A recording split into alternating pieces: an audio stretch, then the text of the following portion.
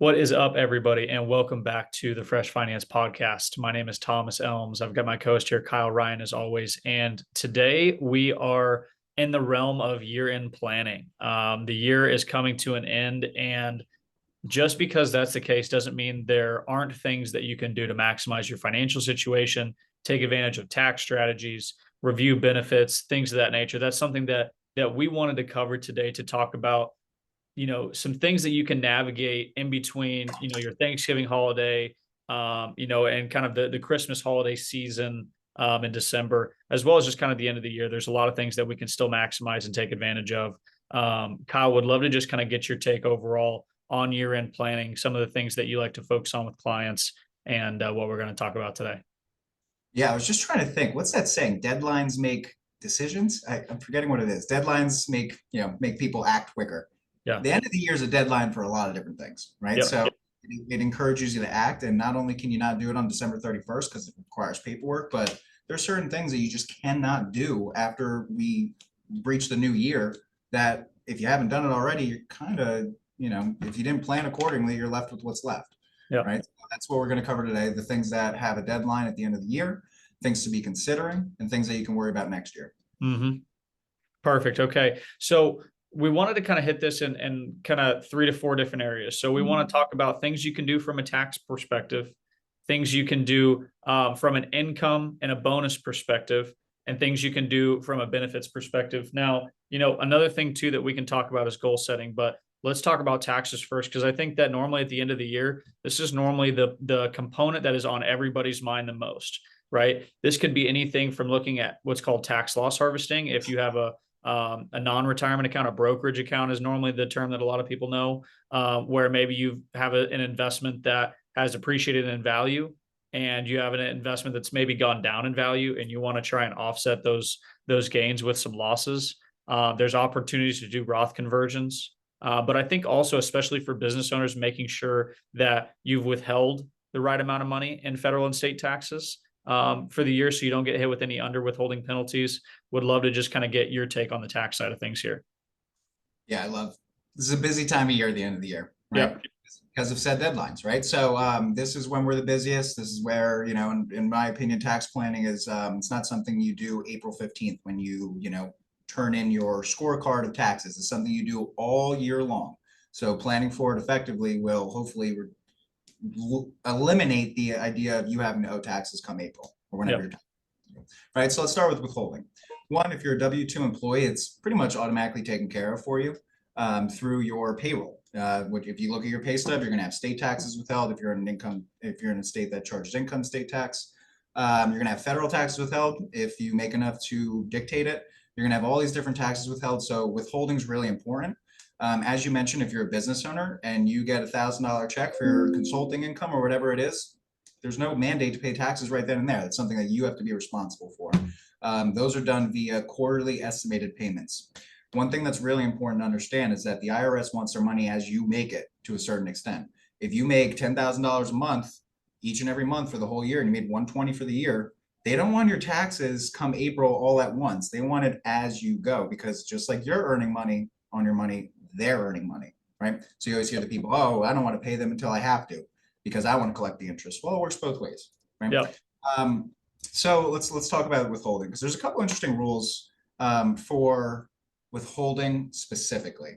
One, if you do not, so one really interesting thing that typically I see with business owners do, but if you have a business and you have to pay yourself a salary and you also get profit from your business, and if you have a little bit of a flexibility in your cash flow, a really interesting strategy is that if you withhold from a paycheck, it counts as if you held it all year long. So if I waited until December to withhold from a paycheck, it's as if I made those withholdings the entire year.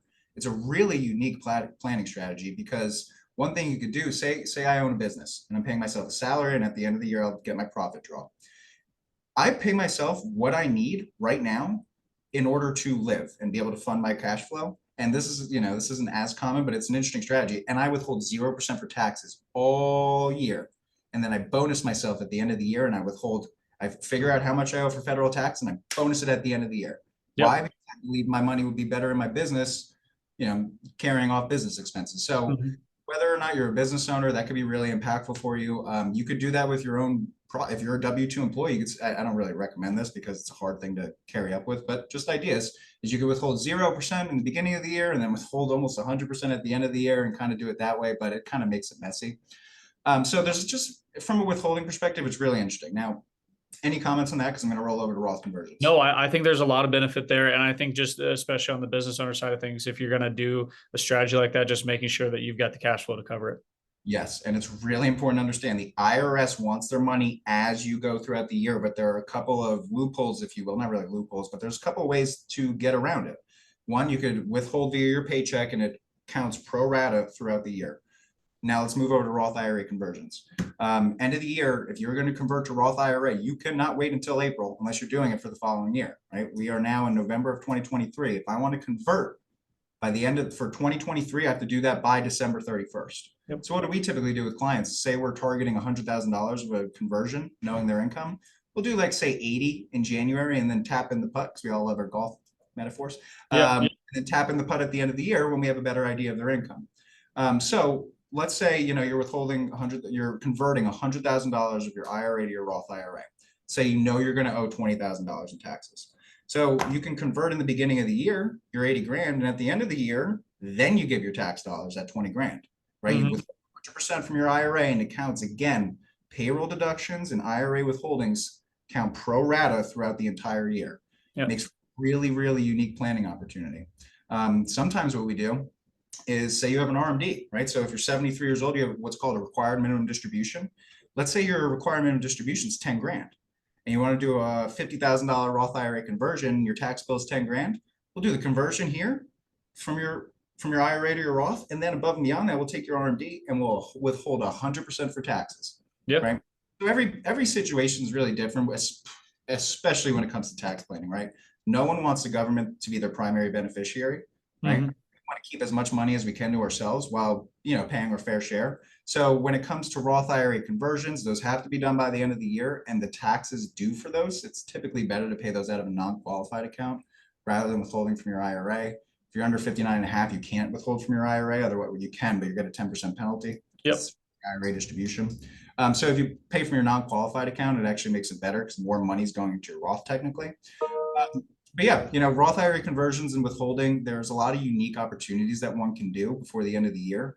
You're also going to want to look at, were you planning on maxing out your 401k? If so, have you done it? If not, let's do it.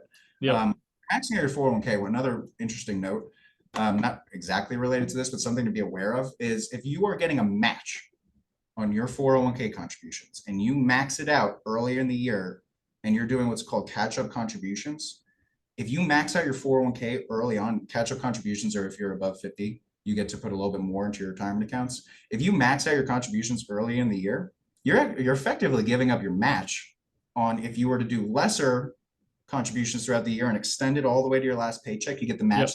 So small little note there, just something to be aware of. But other than that, tax planning, end of the year, it's really important. That your tax bill is going to come April. Okay, so there's something that's called safe harbor. All right, safe harbor is really, really important, especially for business owners or someone if you have a massive income year.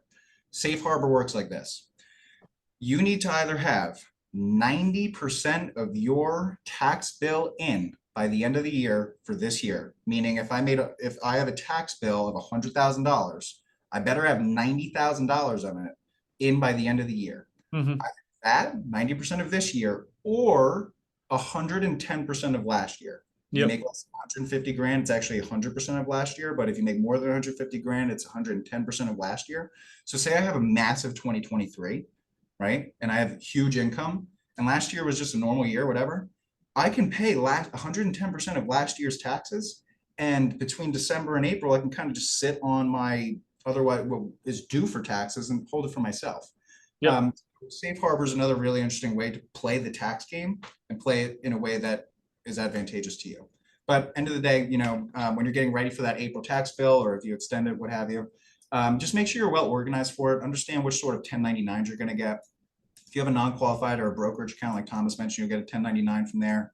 If you do a Roth IRA conversion, you're going to get a 1099 from there. So anything that's, a taxable activity, you should get some sort of 1099 or tax form, whether it's K1. So you'll get some sort of tax form. Just make sure you're organized. It'll make you/your accountant's life a lot easier. Yep. Absolutely. And kind of, transitioning a little bit. And I think a component that is kind of in this fourth quarter realm that's most common for people, especially on the W-2 side, is looking at benefit coverage and company benefits. Normally third and fourth quarter is a common time for open enrollment.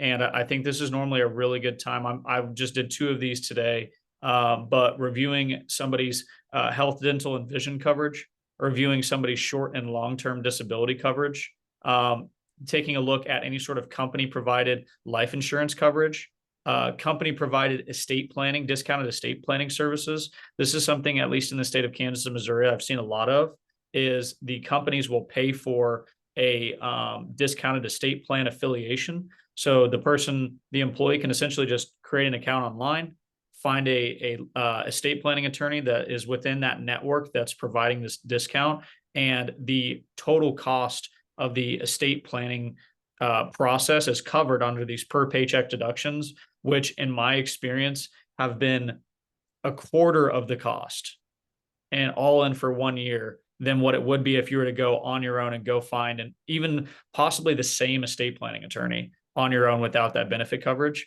So I think that there's a ton of value in reviewing your company benefits. I had one person just this morning in particular was with a Christian ministry healthcare program, and it was technically it's kind of considered like a high deductible plan, but because it's kind of within that niche of a private group, it didn't have an HSA, but their company plan does. So we're evaluating the option and the total cost versus the benefit of doing the company high deductible health plan and investing funds into the HSA because they have the cash flow to do so. There's a lot of things like that you can take advantage of when evaluating company benefits, to maximize your situation at the end of the year. Yeah, you covered that really well. The only thing I'd add on is if you have life insurance through work, just, reviewing your coverage. If you get an increase in income and you are basing your life insurance coverage off your income, then just make sure it's up to date. Disability, everyone's situation is unique and independent of one another's, but disability is really interesting because you have the option to pay for it pre-tax and get a tax deduction, or post-tax and not get a tax deduction. It's really important to understand the difference. If you pay for something pre-tax and you get a tax deduction for your disability and then you become disabled, if you got a tax deduction for it when you're paying for it and then you get disability, it becomes taxable. Yep. If you pay for it after tax, the benefit you receive is not taxable. So talking about lowering your income because you're disabled, do you want a lower income that you pay tax on or one that you don't pay tax on? Everyone's, different based on their income, but it's something that I see a lot when I review during open enrollment season, that a lot of people get the pre-tax long-term disability or short-term disability, where for a lot of people, we recommend the after-tax. But other than that, there's really not too much. Yeah. I'd say one other quick thing is reviewing your PTO, your paid time off. This is such a great opportunity because in some companies, PTO at the end of the year just goes away, right? Or other, company specific resemblances of PTO where you can have vacation or paid leave.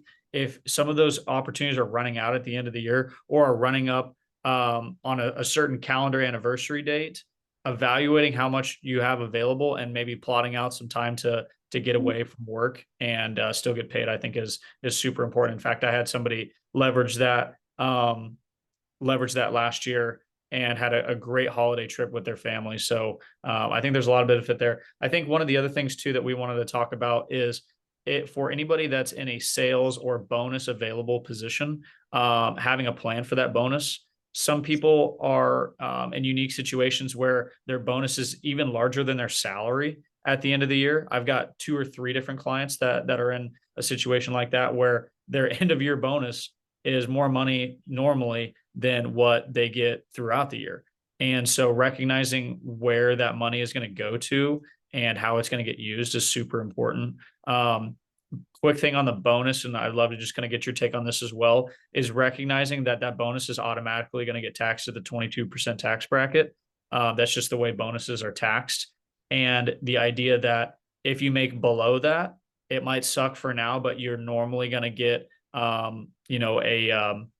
a refund come tax time. but recognizing about what happens if you're above the 22% tax bracket and then you get a bonus, because technically you're under withholding in that light, and recognizing that there might be some caveats or some money that's owed come tax time in April to recognize there. Yeah, depending on the time of the year you get your bonus. If you Yep. get it in January, it's easy to plan for because you can adjust your paycheck withholding accordingly. If you get that thing in December, like I know a lot of people do, Yep.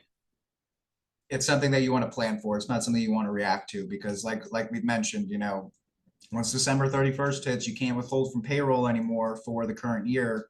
If you Mhm. want to make a tax payment for a prior year, you have to make a quarterly estimated payment by January 15th. It's just not something you want to play around with unless you plan on, owing taxes in April. Yeah. Yeah. And kind of shifting here towards the last segment, I think, the last thing is, kind of this fourth quarter end of year. It's a great time to reflect on the year. It can be a great time to reflect on what you did professionally, what you did as a family.